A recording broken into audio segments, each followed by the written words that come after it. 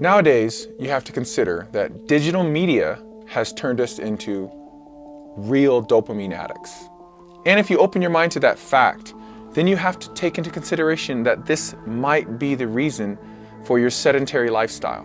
So to have this discussion, we have to talk about technology and your devices. You experience quick bursts of dopamine consistently throughout the day. When you get home from a hard day at work, that is the time that you are looking to wind down, even if it's briefly before you engage in any kind of activities or hobbies you might have. But the reason that we're not engaged in our activities or hobbies as much is because when you think you're going to be winding down, you're actually ramping up with your usage and engagement online. You think you'd be willing to do that because you're probably engaging consistently throughout the day on your device. And that once you get home, when you're supposed to be kind of decompressing a little bit, you just don't take a break from that excessive dopamine exposure. This is openly the biggest issue with having dopamine on demand.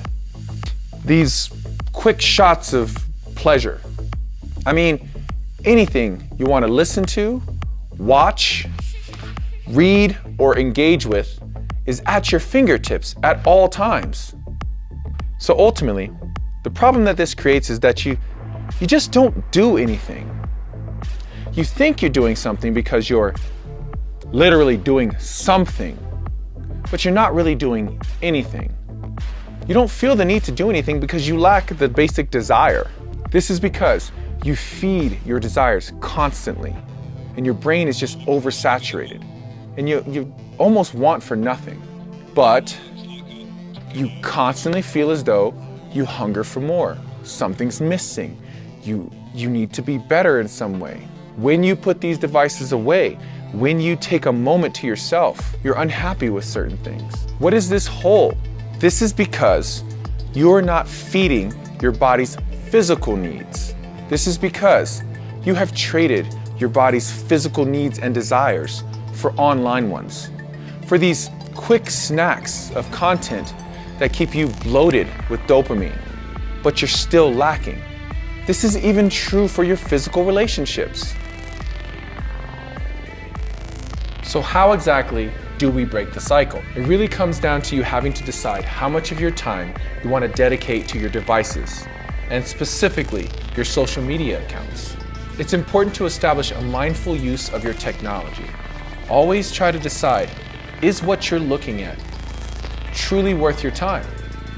We all need to enjoy some junk from time to time to escape the stressors of the day. But you need to be careful what you consume and how much.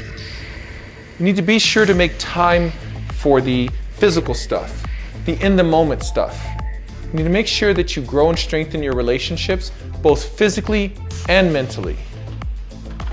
Never forget that we as a species are tribal and we require community and connection. Often, if you're fortunate enough to find it, these things can be found in one community: a gym, a team, a hobby group, a martial arts school. For me, as a school and gym owner, I've seen nothing stronger than the bonds formed over a group of people with common goals or common interest while trying to get better physically and be healthier in their mind, body, and spirit.